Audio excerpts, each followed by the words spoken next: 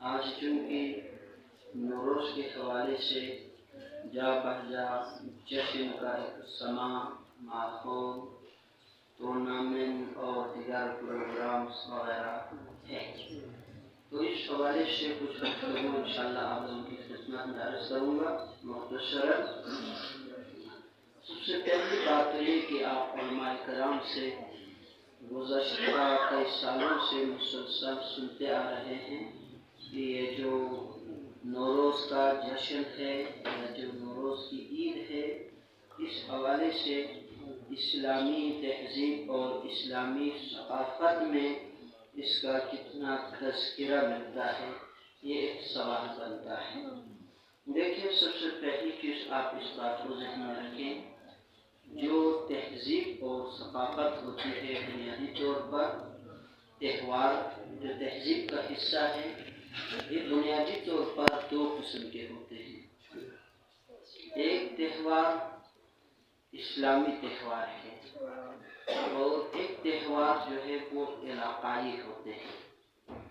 اسلامی تہوار کی جو تعریف ہے وہ یہ ہے کہ وہ تہوار جس کی سند قرآن، حدیث، سیرت پیغمبر یا ہم شیعوں کی نگاہ میں سیرت ائمہ سے ثابت ہو، یہ تین بنیادی چیزیں ہیں، انہیں اسلامی تہوار کہا جاتا ہے۔ اور ہر اس تہوار کو آپ علاقائی یا اس کو غیر اسلامی بھی کے لفظ استعمال کر سکتے ہیں، لیکن علاقائی زیادہ مناسب رہتا ہے۔ علاقائی تہوار اس تہوار کو کہتے ہیں جس کی نسبت، جس کا تذکرہ قرآن، حدیث یا سیرت ائمہ معصومین سے نہ ملتا ہو، اس کو آپ علاقائی تہوار کہہ سکتے ہیں۔ اب آپ توجہ کریں، ان دو چیزوں میں فرق کرنا ضروری ہے۔ مثلا ہم بحیثیت مسلمان ایک اسلامی تہوار بھی مناتے ہیں اور ایک بحیثیت قوم کچھ ہمارے قومی تہواریں بھی ہوتے ہیں، علاقائی تہواریں بھی ہوتی ہیں۔ جیسے میں آپ کو مثال دیتا ہوں، مثلا پاکستان، ہم بحیثیت پاکستانی کچھ پاکستان کی تہواریں ہیں، جیسے پرسوں آ رہا ہے 23 مارچ، اس کے بعد آتا ہے 14 اگست، مثلا اس طرح کی تہواریں ہیں۔ یہ پاکستان لیول پہ ایک ریاستی تہوار اس کو آپ کہہ سکتے ہیں، لیکن یہ بات بھی تو حقیقت ہے نا، کچھ تہواریں اس وقت سے اس علاقے میں رائج تھے جب پاکستان بنا ہی نہ تھا، ان کو آپ علاقائی تہوار کہیں گے۔ بالکل اسی طرح آپ اس چیز کو ذہن میں رکھیں، بعض تہواریں جن کا تعلق صدیوں نہیں ہزاروں سال پرانے ہیں، ہزاروں سال پرانے، اسلام کی آمد سے پہلے سے بھی وہ لوگ علاقوں میں ان تہواروں کو مناتے آئے ہیں۔ ان تہواروں میں سے ایک تہوار یہ ابھی موجودہ 21 مارچ کی جسے آپ نوروز کہتے ہیں، یہ تہوار ہے۔ اس کی تاریخ اسلام سے پہلے بھی ہے، یہ آپ ذہن میں رکھو۔ آپ چونکہ دنیا کی جو متمدن قومیں ہیں نا، پرانی تہذیبیں، ان میں چند تہذیبوں کا نام بڑا مشہور ہے، جیسے آپ کی بر صغیر کی تہذیب قدیم تہذیبوں میں سے ذکر ملتا ہے۔ اسی طرح آپ کی یونان کی تہذیب، اس کا تعلق قدیم تہذیبوں میں سے ہے۔ بالکل اسی طرح مصر کی تہذیب، یہ قدیم تہذیبوں میں اس کا شمار ہوتا ہے۔ بالکل اسی طرح اہل فارس متمدن قوم ہے، تہذیب والی قوم ہے، ان کی اپنی تہذیبیں ہیں۔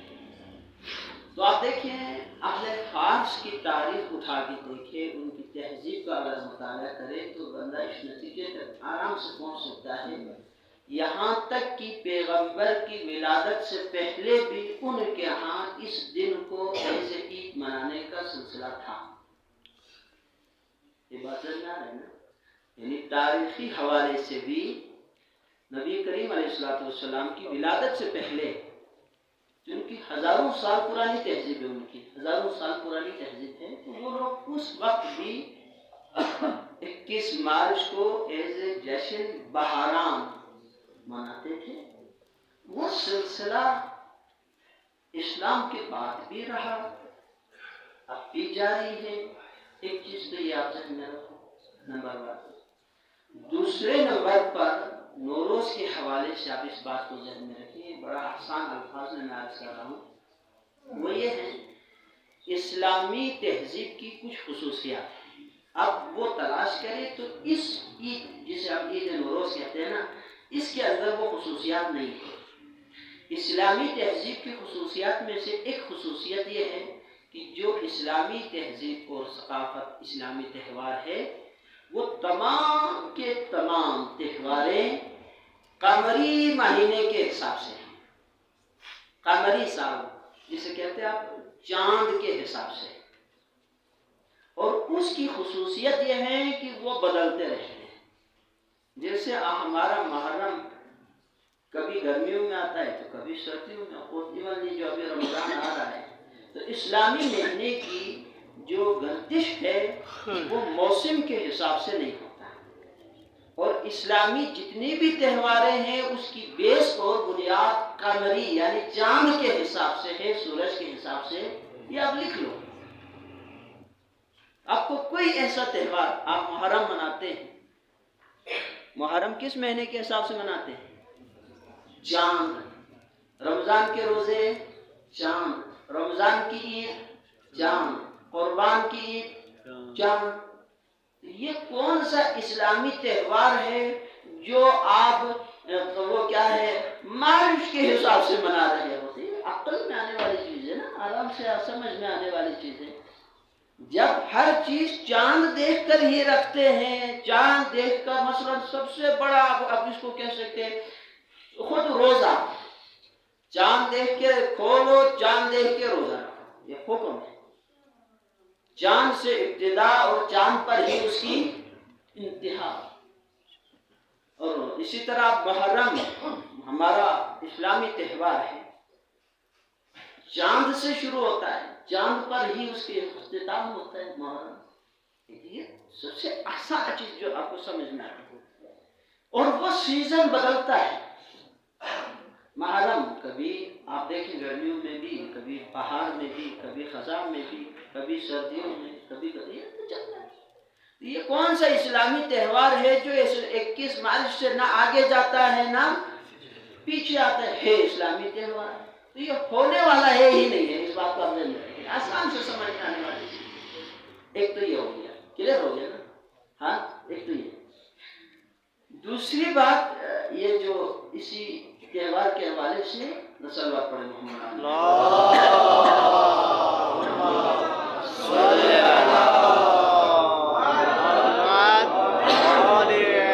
محمد عجل فرجهم. دوسری بات اسلامی تہذیب کی ایک خصوصیت اور ہے. ایک تو ہے کہ وہ چاند کے حساب سے ہوتا ہے، سورج کی گردش پر نہیں ہوتا، چاند کی گردش کے حساب سے. نمبر 1 تو یہ تو آپ کو سمجھ آئے.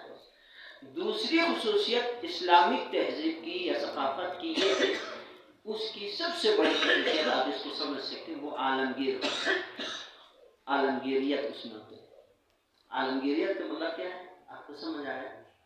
یعنی وہ دنیا کی کسی ایک کونے میں، 2 کونے میں نہ، جہاں جہاں مسلمان ہے سب اسے مناتے ہیں، سب مناتے ہیں. مثلا آپ فرض کریں جیسے عید فطر ہے، عید ضحیٰ ہے، ایون آپ عید غدیر کو ہی لے لیں، دنیا جہاں کے شیعہ مانتے ہیں، وہ کسی بھی حصے میں رہتے ہو، چاہے ان کے ہاں گرمی ہو چاہے ان کے ہاں سردی ہو، اس سے کوئی فرق نہیں پڑتا.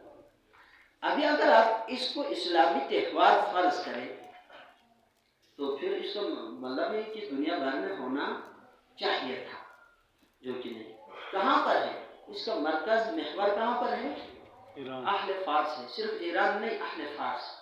یہ سینٹرل ایشیائی ممالک کے تقریباً 9-10 ممالک بنتے ہیں، جن میں ترکمانستان ہے، تاجکستان ہے، قرغیزستان ہے، ازبکستان ہے اور ترکمانستان وغیرہ. یہ اور سینٹرل ایشیائی افغانستان ہے، خود ایران ہے. یہ جو ممالک ہیں نا، ان میں زیادہ تر فارسی بولے جاتے ہیں، تو ان ممالک میں یہ منایا جاتا ہے کیونکہ ہمارا تعلق زیادہ سے ایران کے ساتھ ہوتا ہے، اس لیے ہمارے اورنگ ہوتا ہے، یہ ایسی بات نہیں۔ ان سنٹرل ایشیائی ممالک میں جہاں پر فارسی بولنے والے زیادہ ہیں، یہ ان کے قومی تہوار کے طور پر اچھا بعض لوگ یہ سمجھتے ہیں اس سے سال نو موسم کی تبدیلی ہوتی ہے 21 مارچ سے، یہ بھی تو درست نہیں ہے۔ دنیا میں جس وقت ابھی ہم رات گزار رہے ہیں، بہت سارے ملکوں میں دن ہوتا ہے، یہ پرانا دور ختم ہو چکا ہے، اب اس وقت 22ویں صدی کی طرف ہم زندگی کر رہے ہیں، ابھی رات ہے کہیں دن چل رہا ہے۔ بالکل اسی طرح آپ سیزن کو لے لیں، سیزن بالکل اسی طرح ہے۔ یہاں پر ابھی بہار ہے، بہت سارے ممالک میں خزاں شروع ہو چکا ہے، تو اگر آپ کہیں گے 21 مارچ بہار کا دن ہوتا ہے، ہاں ہمارے لیے ہو سکتا ہے، تو اس کا مطلب یہ علاقائی ہو جائے گا نا۔ کیا دنیا جہاں کے لوگوں کے لیے آج کا دن 21 مارچ کا بہار ہوتا ہے؟ ایک تو یہ ہو گیا، نہیں ایسا نہیں۔ دوسری بات، اس چیز کو بھی آپ ذہن میں رکھیں، بہار کی علامت آپ کس چیز کو سمجھتے ہیں؟ مثلا ہمارے علاقے میں چلی مندو یا سے 10 دن سن سکتا، زمانے کے ساتھ یہ بھی ایڈوانس ہو گیا، ہاں چلی مندو یا سے 10 دن سن۔ یہ تو وہ باتیں ہیں جو عام طور پر عام عوامانہ، یعنی جیسے جدید نسل کے بچے ہیں، ان کو آسانی سے سمجھ میں آنے کے لیے۔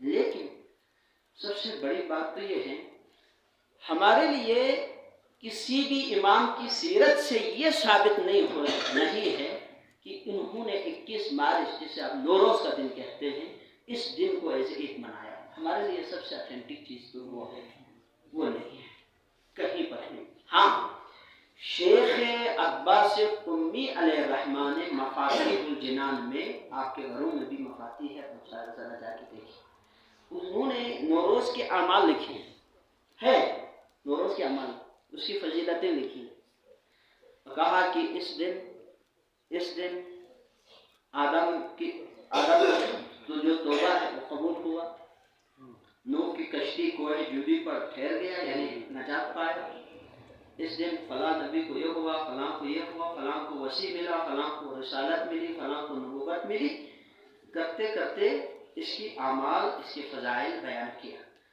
جب آپ اس چیپٹر سے آگے بڑھیں گے، آپ غدیر کے چیپٹر پہ پہنچ جاتے ہیں، 18 ذی الحج والا۔ سیم جو فضیلت نوروز کی لکھی ہے، وہی فضیلت سیم ٹو سیم غدیر کے دن لکھا ہے۔